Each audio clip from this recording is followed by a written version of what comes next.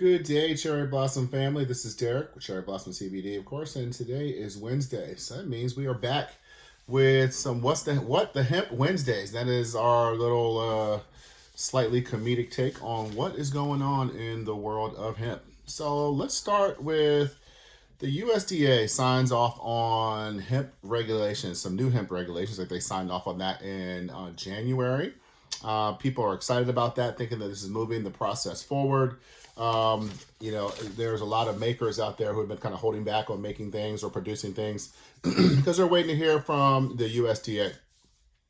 So in conjunction with, of course, the domestic hemp production program, their domestic hemp production program, and the DEA, they're coming up with new THC testing guidelines beginning to be carried out at the end of 22. So basically, that is saying that all testing on hemp must be done at DEA regulated laboratories. It's also saying that hemp must be tested for total THC amount rather than just Delta 9 THC alone.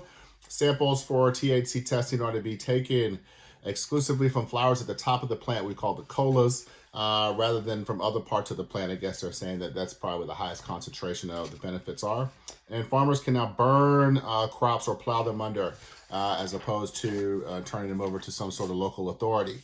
And progressing forward, Idaho, which seems to be the last state in the union, did not have a hemp program. They're close to developing their hemp program. They're just about at the finish line. According to one of their representatives, the goal is to legalize the production of hemp in the state and to maintain a strong and enforceable drug policy, of course. Basically, they were the only state without a hemp program. That after a lot of other states had passed hemp programs in 2018 after the Farm Bill. But Idaho has kind of been trailing. I guess they're trying to figure out what they were going to do. And now I think they're catching on that, hey, all the other 49 states were going to have one, so I may as well have one too. Still, hemp would be considered a Schedule I narcotic. Only licensed farmers, haulers, processors could handle the plant. So, Idaho, progressive. I love it. The DEA, however, is kind of stuck with they're kind of stuck with hemp here. They don't know what to do. They have transport worries. They're kind of talking about trying to keep this as I guess they're trying their best to keep hemp as a Schedule I drug because they can't figure out if it's hemp or marijuana, and all this legislation that happened in 2018 is causing all kind of problems. They're saying that illegal marijuana businesses or legal hemp businesses are disguising themselves as marijuana businesses. That I can see happening. That probably is happening across the country. So hopefully, I guess my suggestion to the DEA is let it go, man. So you have something to worry about. People out there dying from opioids, and we're worried about hemp that is actually helping people get off of opioids.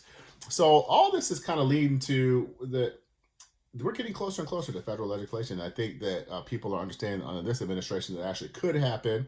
And Charlotte's Web is actually taking a gamble on that because they've invested $8 million to kind of get into the legal cannabis space, the MMJ space. So as we know, Charlotte's Web is a leader and really pioneered a lot of this hemp industry. Thank you for that. And so now I think they're trying to do that with THC as well. So that is pretty interesting, and really we maybe touch on a little bit of that more next week because we're about out of time. Just kind of want to tell you that's what's been happening the last week in the world of hemp. Catch us on Friday for our Friday with Friends, and of course we'll see you next week with another What the Hemp Wednesday. Thank you very much for joining us. As always, so no matter what medium you're watching this on, please like, subscribe, share. Please feel free to comment. Thank you so much, and I will talk to you next week.